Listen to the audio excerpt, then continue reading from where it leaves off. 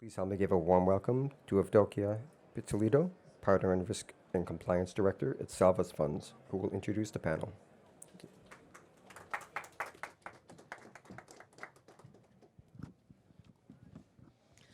Hello, everyone.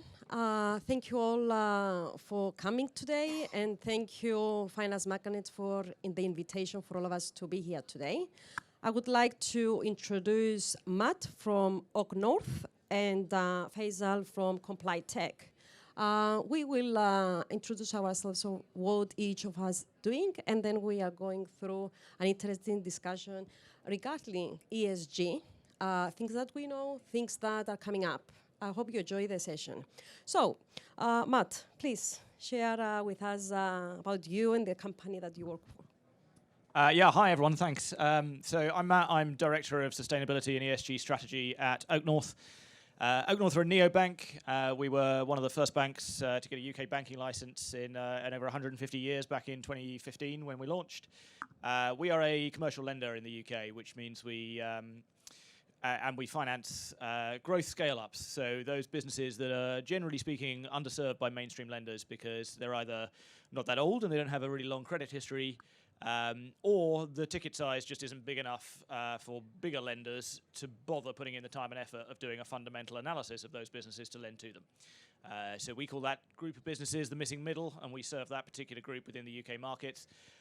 We are a fintech, so we are backed by our own SaaS software, which is credit intelligence software that takes a forward-looking view rather than a backward-looking view at the likely performance of a company. And we license that software to other banks, predominantly in the US, as well as using it ourselves. Aside from the sort of inherently sustainable nature of financing growth and startup community businesses, we also have a 2035 net zero target from a climate perspective, which is very strong for a bank because that covers everything that we finance as well as our own operations. And a big part of how we achieve that is because embedded within our SaaS solution is a climate risk proposition, which helps to enable lenders to take a forward-looking view of the climate risk implications of lending to smaller businesses. So we put a lot of time and effort into thinking about the implications of climate risk in commercial lending. Thank you very much, Matt. P.Faisal? Thank you, Evdokia. Yes, my name is P.Faisal. I'm from Complytek. My team and I, we primarily serve financial institutions of all categories, foreign exchange, fintech, PSPs, banks as well. Really, our main applications initially was around anti-money laundering, transaction monitoring, sanction screening, and so on. We've implemented GRC and ESG frameworks as part of the addition only because our clients actually wanted it and needed it. It was never something that we initially had designed or intended to design for. So it's been very interesting for us because we serve clients all across continental Europe, as well as North America as well, and we've got a few expansion projects across APAC. And it's been really interesting talking to not only the compliance officers, but also the risk officers, and how they are sort of thinking about ESG in their overall framework. It used to be that it is something that, sort of stayed in the back burner of a lot of our clients, but compliance officers are sort of bringing it under their policy supervision. And so we've been also learning from them how they look at it. We've been learning from how the market is reacting to it. And so when this comment came up, it seemed like a really great opportunity for myself to sort of share my point of view and what I've been seeing so far. Thank you very much, P.Faisal. Can we start the clock here for us so we arranged our time? That's right. It's not starting. Thank you very much. So, a bit from my side of what we do before we start the questions. My name is Evdokia, as we shared, and I'm a partner and risk and compliance director at SALVUS Funds. Part of what we do, we advise in regulatory compliance, we deal with licensing, and we are participating in internal audits for regulated entities, investment firms, funds, crypto, payment institutions. So ESG, it's a very interesting topic for us because as our topic is mentioning here, it's still a thing, or it should be. And it is how it should be, is right? So for the people that they are here, we say that ESG is part of sustainable finance, right? So we need to understand how these are incorporated in their environmental, social, and governance, and how these are taken into consideration, because the abbreviations of it is actually covering the 3 pillars. So the idea of it is from our perspective in the sectors that we are dealing with, is the idea is to increase long-term investments, right? And in a sustainable economy. So the idea is coming from, of course, the EU, which passed through the European Green Deal, and with ESMA playing a pivotal role in all of this. Now, some people, they argue that the main objective of this ESG is the transition to a more sustainable and environmental friendly financial system. And we have also a few others that they argue that is there to enable investors to assess how well a management team is considering the risks and opportunities of the environmental, social, and governance factors to companies' business model, strategy, and going concerns. What is your view on this objective, Matt? Yeah, sure. So I guess maybe I'll start just by winding the clock back. And I think if we go back, I don't know, 10 years or so, that was probably when a number of investors started to think about actually how are the managers and senior leaders of our investee companies thinking about those risks and opportunities of environmental, social, or governance factors in terms of how they're running the company. Now, why do they do that? Because they recognize that actually this sort of consideration impacts the long-term value of the company. It is a long-term value driver. And the key there, I think, is long-term, but we can come back to that. And I think another important feature of that is that at the time, these were not ESG investors doing that. These were just investors. And I think that's a point that's worth returning to later on as well, actually, because we get lost in ESG for the sake of ESG sometimes. And I think another factor in that is that because it was around how management was taking care of those sort of factors or considering those sort of factors, it was inherently inward-looking.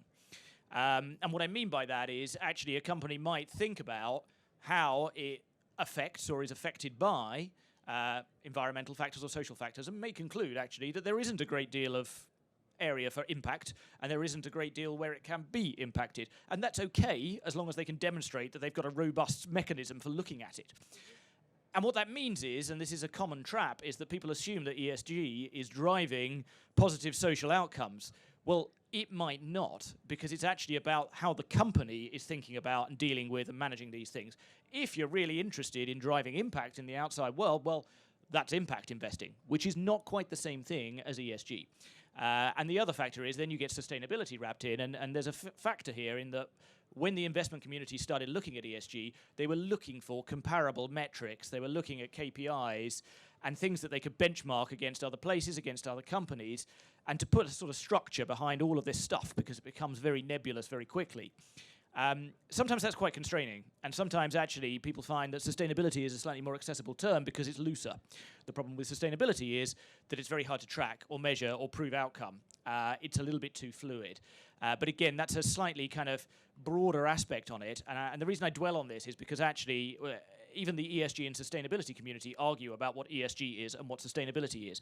So when we look to a question of is ESG investing still a thing, well, is what still a thing? Because you get a different answer depending on who you speak to. Of course. Thank you for sharing with us.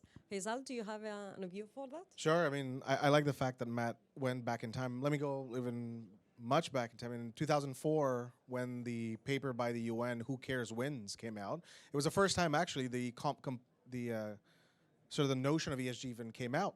And the idea was for responsible and ethical business practices. And that was the purpose of it. And in fact, in that paper, it outlined what does the UN recommend for responsible business and ethical practices, all the way from the institution to the analyst.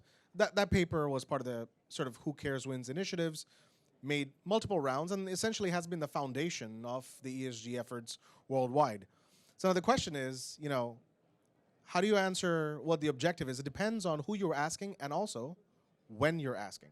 So if you were to ask, for example, and Matt outlined different players, what their priorities are, you're going to get a certain set of answers. The second part of that question is, when are you asking? This depends on the trends of that generation and what markets that they prefer at that time. So of these three components, the E, the S, and the G, it really depends what this generation demands. there was a time when environment was certainly the governing, no pun intended, but the governing sort of priority. And as of late, sustainability has taken on much of that role. And I don't see governance ever coming up because it's not as sexy. You can't sell it. It's not easy to sell governance. You can definitely have, your activists that will be for the E. You have activists that'll be for the S. But how do you have activists for the G? So your objectives are not only based on who's asking the question, but when and what generation is asking that question. And that has a main impact onto this. Thank you very much. This is very interesting. So overall, we have said that the objectives in principle of sustainable finance, which are threefold. The financing is supporting economic growth and advancing climate environmental goals, which are outlined anyway through the European Green Deal, which the idea of a better way to combat climate changes, environmental derogations and all of that, enhancing transparency and mitigating ESG risks now, which are impacting financial system. Now, what are your thoughts on the ESG initiatives on finance? How do you see the financial markets adopting this new set of legislations? In other words, is ESG investing still a thing? Matt? Yeah, I think, so the short answer I think is yes. But I think it may change form. And I'll come back to what I mean by that, because I think just looking at the facts right now, we get a little bit carried away with all of the stories around ESG backlash, all of the stories around massive outflows. The reality is that actually, yes, there have been big outflows in the last 12 months or so from ESG funds. The net is still inward, even though it's a lot lower than it was in previous years. We also have to remember that it's coming off the back of 2021, which was an absolute record-beating year in terms of ESG flows. So it depends on what you're comparing it against, and if you compare it against 5 years ago, then you've got a very different picture again. So I think there's a certain degree of recalibration. The other thing that I think is worth noting on it is, and this is something that Faisal touched on in terms of the generational shift, that actually there is a whole flood of money coming in and continuing to come in, which is to some extent conscientious money. It is now on the radar of grassroots investors. And ultimately, at the end of the day, where they put their money and those fund managers looking after their money, it all kind of has a domino effect through. And actually, those considerations are still going to be prevalent in whatever form that sort of responsible, and I'll use responsible investing as a term here, whatever form that takes. But I think from the ESG point of view, I think one of the things to consider around ESG is actually we don't want companies necessarily who are great at ESG. We just want great companies. Now, I've pinched that, by the way, from Alex Edmonds, who's a professor at the London Business School. And I urge you, if you're interested in this sort of topic, to have a look at his perspectives on all this, because it's all very topical for actually whether ESG is a thing. And I think if we think about it in that respect, and if we think about the fact that actually this is a value driver for these businesses, ESG, but why should we put that ahead of any other value driver? Why should we put it ahead of things like corporate culture or innovation or R&D or good management? I know that comes under governance sometimes, but there are different aspects of that. All of these things are long-term value drivers of companies. Why should ESG take a prominence ahead of those things? Well, perhaps it actually shouldn't. And if it's there as part of what we expect all companies to do now, then actually that isn't ESG investing, that's just investing. And what ESG becomes is an analytical tool. So ESG analysis is there, and it's there as a component feature in terms of how you look at a business. But actually, is ESG investing a thing?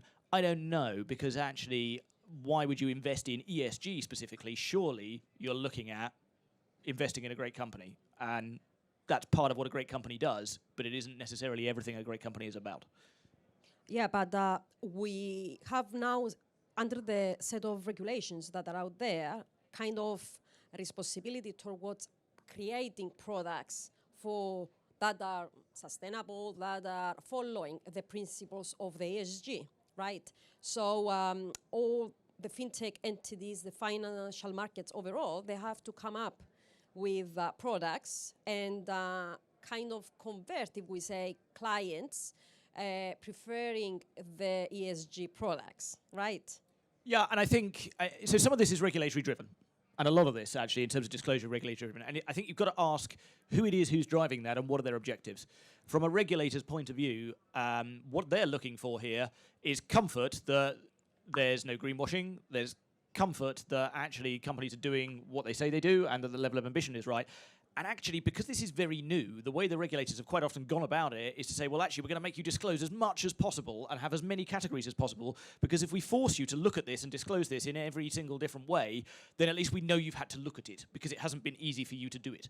That is a bit of a blunt instrument, and I think actually a lot of what we find with the regulation coming and going and a lot of the learnings in the EU around actually this has been really difficult to implement, maybe we shouldn't have done that, and all of the debate that's happening around it is actually, well, is this fit for purpose? Is it actually more onerous than it's worth? And also, is it actually driving anything meaningful for those companies doing that disclosing? Because what you find is that companies are actually, there a lot of ESG functions out there are just there to fulfill regulatory compliance and disclosure requirements rather than to drive any meaningful change from an ESG perspective, internally or externally. It is actually a compliance exercise. And that's probably not the desired result. So in other words, here we have to tick the box, satisfying the regulators instead of actually satisfying our investors through good product offering, making good companies, Yeah. right? Thank you very much for that. Faisal, would you like to add anything on that question? On that question, not necessarily, but I mean, one of the terms that Matt sort of brought up was greenwashing, and I think we can talk a little bit about that. It's very interesting because, in fact, I'm more of a cynic on this. I only see, at least the data shows that most of it is actually greenwashing. So if you, for example, take one of the studies that came out this year from the University of Chicago, they sort of reviewed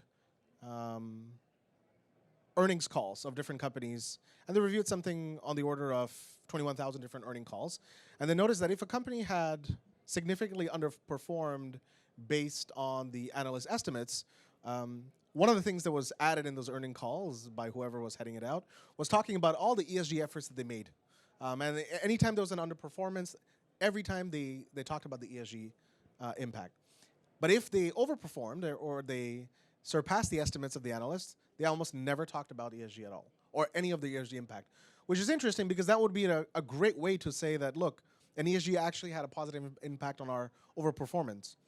So let's assume for a fact that they decided that ESG was not impactful. There's data that shows that it really wasn't impactful. There was a study in 2019, again by the University of South Carolina, which reviewed roughly about 20,000 different funds, and they categorized the highest rated ESG rated fund versus the lowest rated fund. And in fact, the highest rated fund never outperformed the lowest rated fund at all.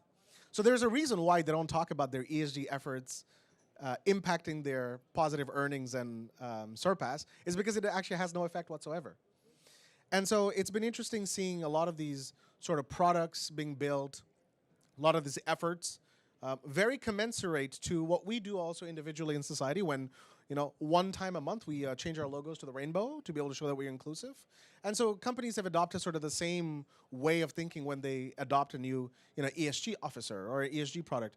It brings absolutely no return whatsoever. In fact, if you were to compare a study done in 2021 by the University of Pittsburgh, which reviewed performing products against ESG funds and non-ESG funds, 648 to 6,248 non-ESG funds.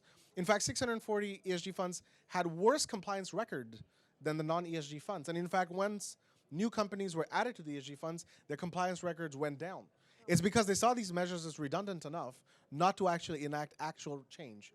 So I actually think, in fact, pushing for more ESG might not even have any positive effect, and I'm going to dare to say, may even have a negative effect on the initial principle that was laid out in the paper in 2004 by the UN on responsible business practices. There is always a saying, part of the greenwashing is that we make all the efforts to make the environment friendly actions. Yeah, if we want to define greenwashing, the best example is in the late 80s, that's when the term actually came out. There was a well-known environmentalist. He had gone to the beach, and he went to this sort of sort of little beach bar that was there in the middle of a jungle. And the beach bar was saying that it was going to expand its bar into the jungle, but then next to it, it had a table with towels and said, please reuse this towel.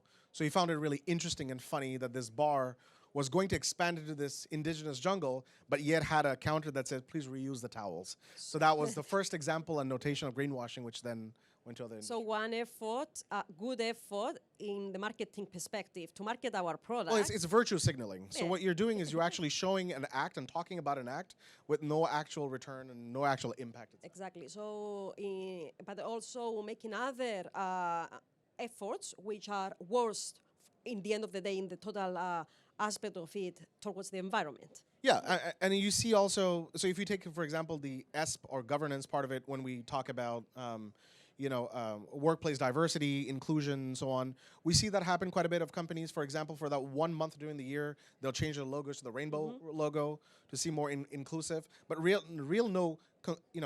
inclusive effort will be done internally inside of the company with regards to discrimination or hiring standards or practices or care and nurture about the different sort of views and orientations you might have in the workplace. So it's very much that as well. That would be what I call rainbow washing, but it's very similar to this as well. So just to pick up from the two words that we share here with our audience about governance and the diversity. Part of the ESG pillars, of course, we said about environment, which is easily to understand, making products environmental friendly.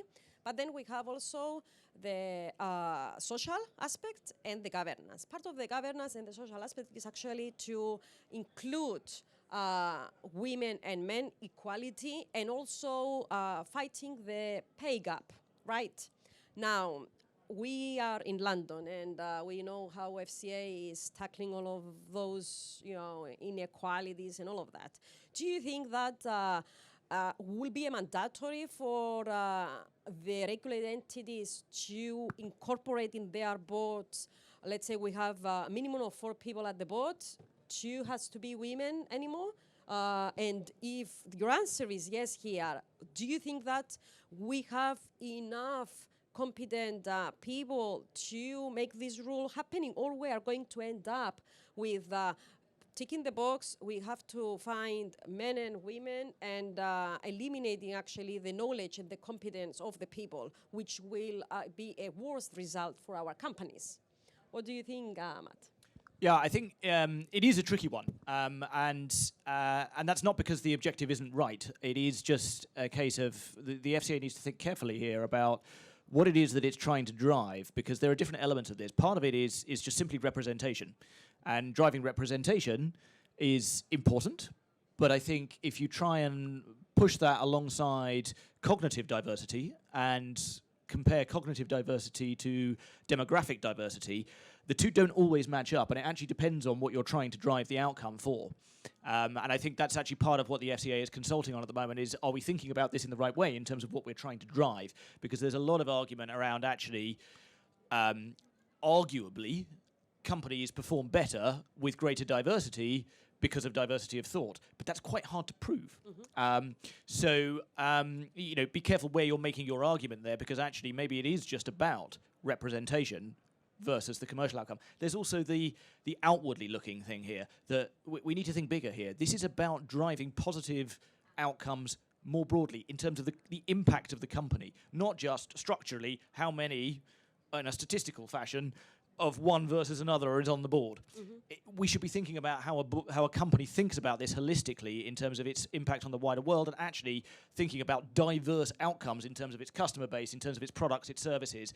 That's how you drive impact, rather than necessarily just the internal view. And then there are complexities in terms of business size and the fact that statistics are just wildly dangerous sometimes because they can be very volatile. And then you've got something else to explain.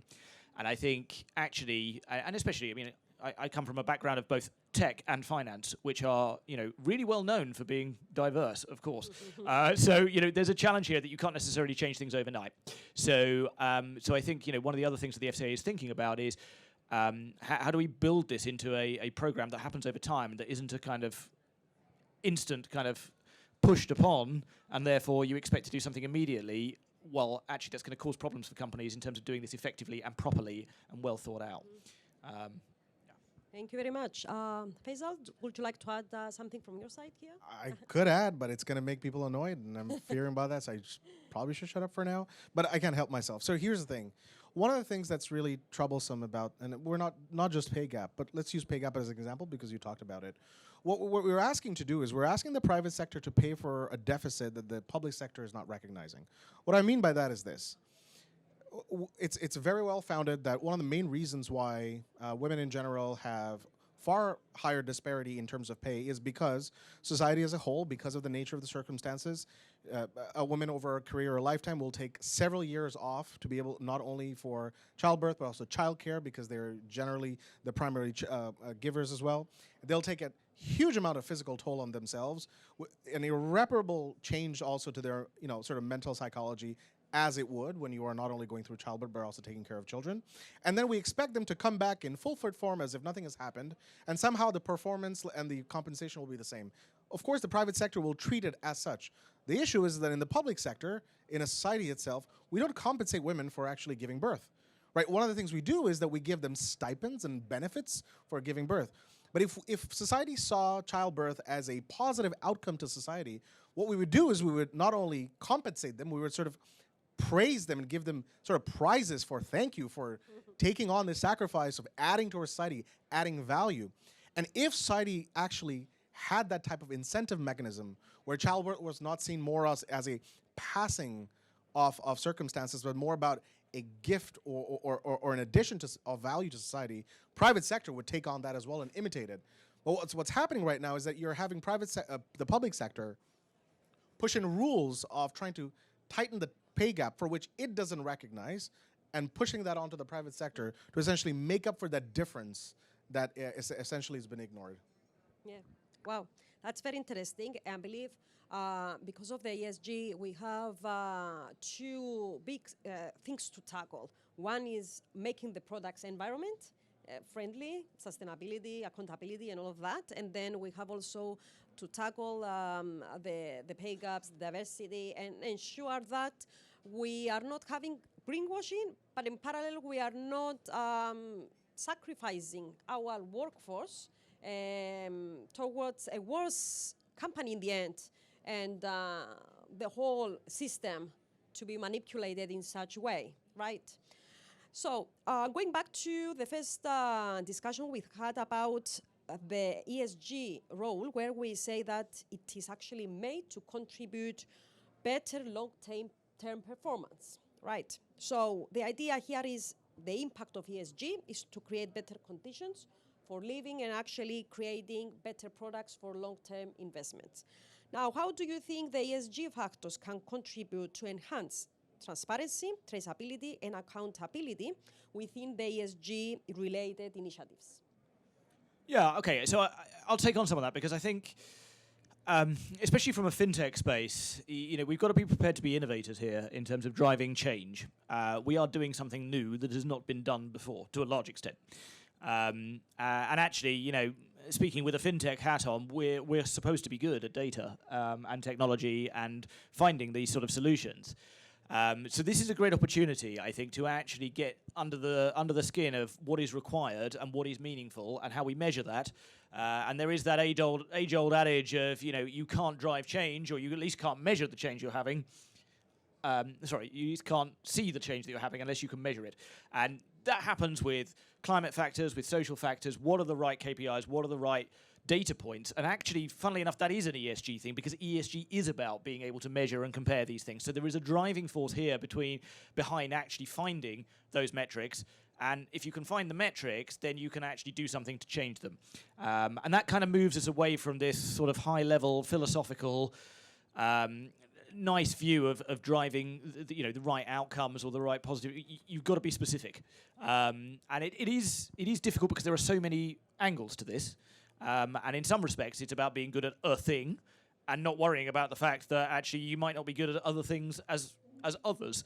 But that's okay. I think part of the problem with ESG is everyone tries to fix all of it and be experts at all of the environmental and all of the social. And that probably isn't the right way to go about things. But think about, if you're a company, what actually is, and it's this sort of materiality analysis that companies do around ESG now, what is meaningful to you as a business? What makes sense to your business model? Where can you drive greatest impact?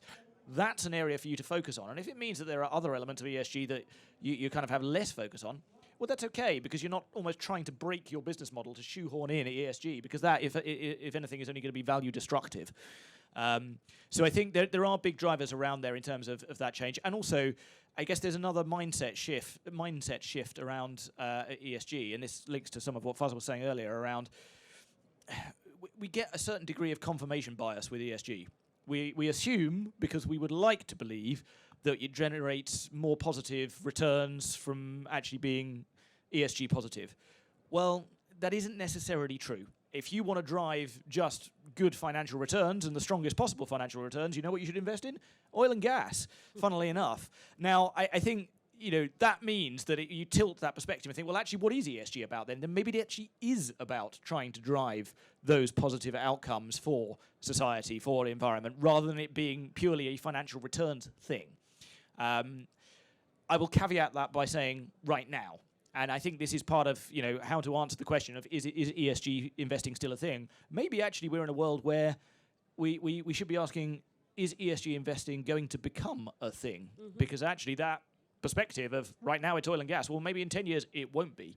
And maybe we have just got ahead of ourselves with ESG, and we need to take some time to think about actually how we drive positive impact and how we add value from social and environmental drivers. And then the private sector takes that on and it becomes a company value thing. How all of this, after all, will be meaningful. So it'll be meaningful, yeah. And I think, just the last point there, just something that Faisal mentioned earlier around greenwashing.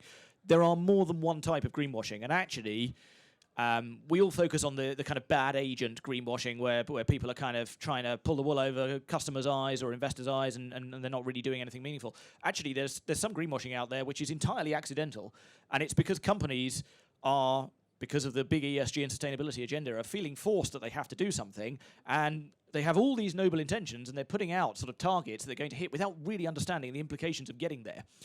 And that becomes greenwashing, or what, and we love these sort of terms in ESG, what's called green wishing, which is where you put a target out there that actually you think you can hit because you've not really thought about it, and then it turns out that you can't actually do that, and it's then greenwashing. So, another angle. Thank you very much. Faisal, do you think ESG is really practically possible to be implemented and achieve the objectives of this initiative for a better contribution to the economy? Yeah, I mean, I'm because, I like things in very simple ways. The way I look at it is this. If you, as a person, as an individual, realize that your health was in decline and you were sick, well, you'd want to try a variety of things and a variety of different diets and ways to be able to make your health better and different exercises and whatnot. And you'd realize after a while that a lot of those practices actually was not improving your health, probably declining it.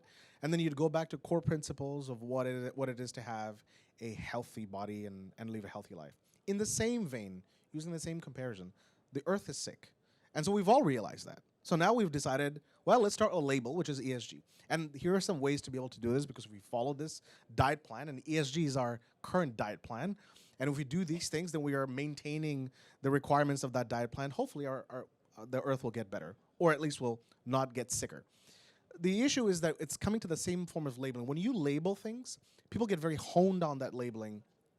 And every data has showed, and all the papers I've just talked about and the references, that none of the activities so far has actually, A, increased in performance, so you've actually never gotten any return investment. 2, you've actually also not even, had better compliance records. In fact, most ESG funds have worse compliance records than non-ESG funds. So how to be able to change this? Well, we should move away from sort of passive investing to active stewardship. And what do I mean by that? Meaning that rather than saying, I have some dollars in an ESG fund, you want to take a more active approach and actually be at shareholder meetings and vote at shareholder meetings when ESG components come up. That's first. Second, one of the things that's a tragedy is that whenever these rating agencies rate different ESG funds on highest sustainability rating versus lowest sustainability rating, well, guess what happens? The highest sustainability rating funds get all the capital. And because they get all the capital, it sort of keeps on going. And all studies have shown that they have no significant performance change whatsoever, which means rather than investing in the highest rated sustainability funds, take an active approach and invest in the poorest ones, the ones that have the lowest sustainability ratings. Why? Because they're the ones that need the most help. So if you want to actively help in the ESG efforts, rather than chasing the high-rated funds, go for the lowest rating funds because that's where they need help. Same thing how you treat a body. If you know a part of your body is fairly doing well in blood tests, you're not going to make that better. You want to focus on the other parts of your body that are doing poorer. And that's the way to sort of think about it. And then final sort of way of how to be able to do this well in the meanings of transparency and accountability. So, we're not supposed to sell our products and services, but one of the things we discovered is in the clients that we served, one of the core things that was missing was communication between the stakeholders inside of the enterprise that had to do with ESG related discussions and conversations. So when committees used to be formed, discussions, various decisions that had a ESG stance on it, those conversations were not logged, were not recorded, and were not kept for posterity and also for different types of projects. And so one of the things we decided to do was implement a mechanism not only to categorize and log all the discussions that were happening internally, we also decided to put in audit functions. And so companies, what they can start to, and it's not just us, but anyone can also do that, where you instate audit functions as part of your ESG efforts, so you have independently testing your own activities. Okay, so I know I'm, being responsible and being environmentally conscious, but can I audit myself to really understand how far forward I am? So all these type of efforts, at least in my estimation, as I see it, would maybe marginally improve this noble effort that we once wanted to bring on. Thank you very much for that very interesting angle, especially the investing in those who are not promoting ESG to help them, in a way, doing it. Yeah, the ones that have the lowest rating. Yes. So we have discussed a lot about the difficulties, the bad practices, the greenwashing aspect of how companies promoting their brands, about using all these regulations in a negative way. As we are coming to the close of this event, I would like to close with positive outcomes.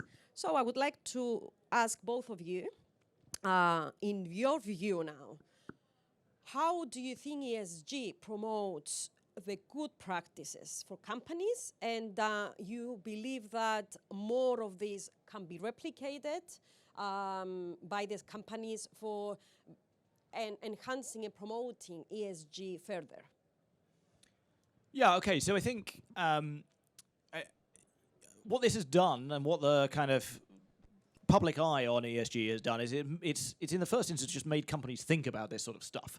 And that goes right the way down to small businesses as well. Now, small businesses are struggling to implement it, but they are aware of it, and they are conscious of it, and they would like to do something about it, because we quite often, from an ESG investing point of view, focus on those kind of big corporates, but at the end of the day, actually, those big corporates are either serving smaller businesses or they're reliant on their value chain on smaller businesses, so we've all got to do it. And I think this is the other thing that ESG has driven, is that it's a collaborative thing. It isn't just on those companies. This requires companies, regulators, investors, governments, and consumers to pull together to actually drive the positive outcomes. I think what we're learning from ESG is that actually if you try and do it in isolation, it doesn't work. It doesn't get anywhere unless you have that collaboration. And I think where it's moved on is we've gone from a point of should we do this to how do we do this? And that has to be a move in the right direction. And you can take even specific things like climate change. The climate scientists spent years screaming into the abyss about climate change. That isn't the case anymore. They have a seat at the table, and companies are thinking about what the implications are for them. So, I'm not going to turn around and pretend that we've got all the answers as to how we'll do that, but it's certainly a move in the right direction to say that actually that is now table stakes to be thinking about it, and every company is thinking about it, and they're not necessarily doing so because they're forced to. They're doing so because they think, hey, this is a thing, and actually we should be looking at it. Okay, thank you very much. Faisal, would you like to share a few good practices that we can implement? There are no good practices to implement. No good. And the reason why I'll say this, is because the label of ESG was only necessary for the generation that came up with it and us. But the next generation that will follow us, so whether you call them the Gen Zs or the TikTok generation, don't require that label to act responsibly and act in an environmentally sustainable way. In fact, they were going to do it because they feel it is the right thing to do. They won't need any labels to be able to act responsibly. They won't need incentives to act in a socially just way.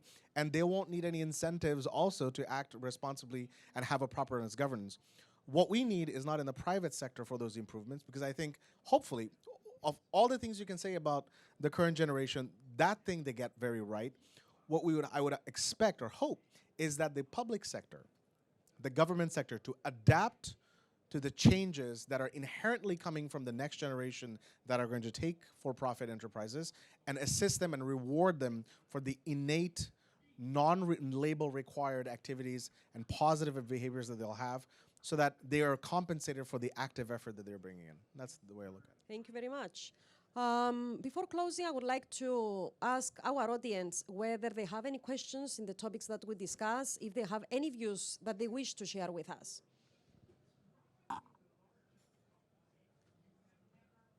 No questions from the audience. So thank you very much. Thank you both for sharing with us the good things, but also the difficulties for implementing ESG.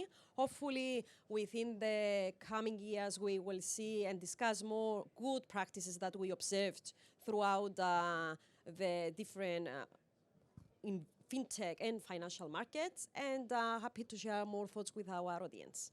Thank you very much. Thank you. Thanks.